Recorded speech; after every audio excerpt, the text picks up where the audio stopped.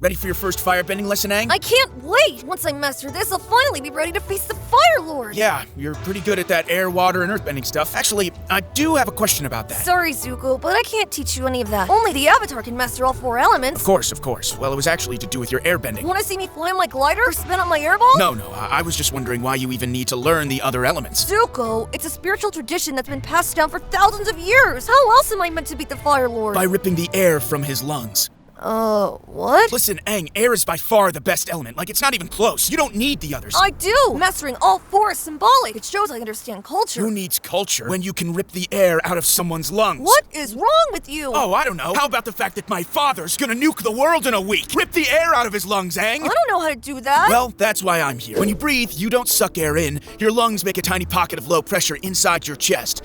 This makes a pressure difference between the outside air and your lungs. The air is high pressure. Your lungs are low pressure. Air moves from high pressure to low pressure, so it moves into your lungs. That's what breathing is. Wow, breathing is cool! It sure is, and now that we understand it, we can exploit it. All you have to do is make the air pressure right in front of the victim's nose and mouth much lower than that inside their lungs. The pressure difference will cause the air in their lungs to rush out, kind of like steam whistling out of a teapot. I don't know, Zuko. That sounds kinda tough. Actually, it'd be really easy for you. Airflow rate is equal to pressure difference divided by airway resistance. If you make the air at the mouth 5,000 pascals lower than the lungs, then that's the same as 50 centimeters of water pressure. Airway resistance is around 2 centimeters of water pressure per liter second in the human body. So you're creating an airflow rate of 25 liters per second in front of the victim's mouth. If they have 3 liters of air in their lungs, you'll pull that right out of them in 0.12 seconds. Zuko, why? Why do you know this? I was raised in the Fire Nation. We're good at science and stuff, aren't you? No, the air monk said science was evil. Well, hey, look how that turned out for them. But that's not gonna happen to you. Zuko's here to restore your honor. Quick question. Why are you talking about centimeters of water just now? Oh, for some reason, airway resistance is measured by how tall a column of water it can hold up. The units of blood pressure are just as dumb. That one's measured with mercury. What's blood pressure? Never mind. Anyway, I'm surprised you haven't accidentally been doing this. If you move air fast enough past someone's face, that also creates an area of low pressure. Bernoulli's principle states that pressure equals 1/2 times air density and airspeed squared. Rearranging this, we can get an expression for airspeed. To make the pressure difference of 5,000 pascals we mentioned earlier,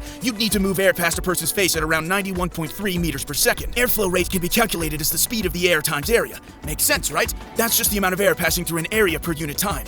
If the person's mouth is around 4 square centimeters, then by doing this, you create an airflow rate of 36.5 liters per second. So in this case, it only takes you 0.082 seconds to remove 3 liters of air from their lungs. That's even faster than before. I would never do that to someone. Well, you've rushed air past my face plenty of times. I'd be surprised if you haven't given me brain damage. That would explain all the terrible decisions you made up till this point. I recommend the first option, where you make a pocket of low pressure air. It'd be easy for you to do it too. Force equals pressure times area. For a 5,000 pascal pressure difference in front of a person's mouth, that's just 2 newtons. That's nothing. Totally effortless on your part. The key to this technique is all about precision and control. But once you've mastered it, you can easily do this to multiple people at once. You don't even have to kill them. You could just force air out of their lungs until they pass out. Kind of like you're being strangled, you know?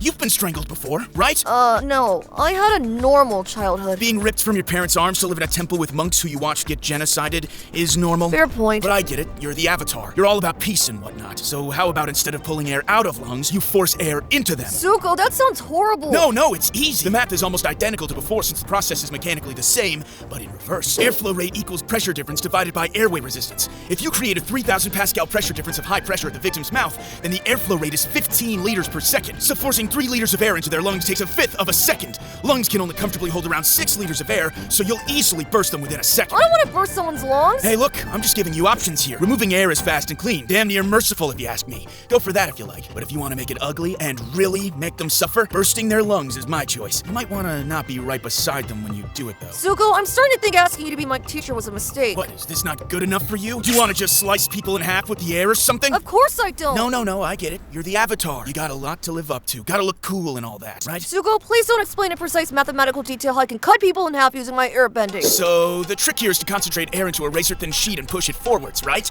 Kind of like flattening a tornado into a knife. The cutting power of the air is how much momentum you can funnel through its edge. Come on, Zuko, I said please. The force exerted by your air blade is proportional to air density times the area of the blade times the square of its speed. Now, knowing the force is useful because it allows us to calculate the cutting pressure. That's proportional to force divided by the blade's height times sharpness. We can substitute our equation for force into this. The area of the blade is its width times height, so we can simplify the equation to get cutting pressure equals density times speed squared times width over sharpness. The ratio of width to sharpness determines how deep the blade cuts. Sharp, thick blades cut the best. Like, think of a knife. If it has a thick back and a sharp edge, it's gonna cut really well. You're worse than your sister. Hey, come on. I'm just talking about how you could kill someone. I'm not actually doing it. That's your your job. This is too much pressure. You want me to get back to the cutting pressure? No problem. So what you want to do is make an air blade which is 1 millimeter thick, and whose leading edge is 5 micrometers sharp. I recommend moving the air at 400 meters per second. It's probably a lot of work to move air that fast, but this is like your big finisher, you know? Anyway, if you do that, then the cutting pressure will work out at around 38 megapascals. That's getting into the range to cut bone. It takes tens of megapascals to do that.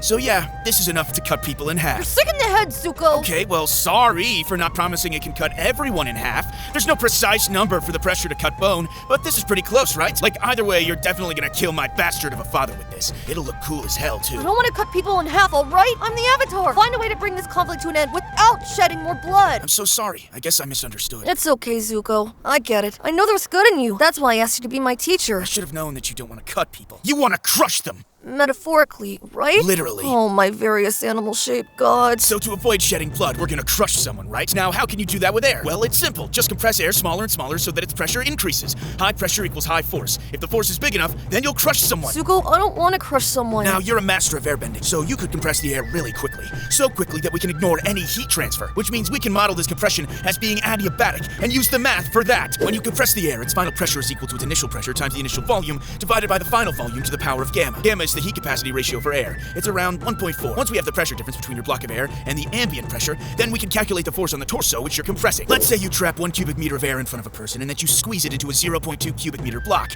You knock the guy to the ground, then push the block against their chest. The ambient pressure of air is 101,000 pascals. So we can calculate the pressure of your block by multiplying that by the ratio of the initial volume and final volume to the power of 1.4. Your block has a pressure of 962,000 pascals, so the pressure difference you've made is 861,000. A human torso is around 0.1 square meters, so the force of the block on their chest is pressure difference times area, which is 86,000 newtons. If you do this to the Fire Lord, you'll definitely kill him. Ribs fracture at 5,000 newtons, and you're doing nearly 20 times that. It's the same pressure as dropping someone 86 meters deep into the ocean. Enough, Zuko! You become drunk with power! You don't want any more blood to be spilled, right? Then just do this. It'll be easy. I don't want to kill people, Zuko. Don't you get it? Fine, then just throw them into the air. Just throw them 20 meters into the air and walk away. That's still wrong! Why? It's not you doing the killing, it's gravity. That's against the teachings! Shut up about your stupid teachings. It didn't help the air nomads, did it? That's cruel! What's cruel is what my father's going to do to the Earth Kingdom. Just throw him in the air, Aang. People die from falls all the time. You don't even have to look. Zuko, I don't want you to be my firebending teacher anymore. Firebending? You don't need firebending. You can do everything with just air. No, I can't. I need to master all 4 elements. It's the only way. Are you stupid? Air does everything. Air moves water. A fast gust of wind moves it wherever you want. Like, air and water are both fluids. The bending is basically the same. You didn't even need to learn water I bending. need to learn firebending. Why? To fight firebenders?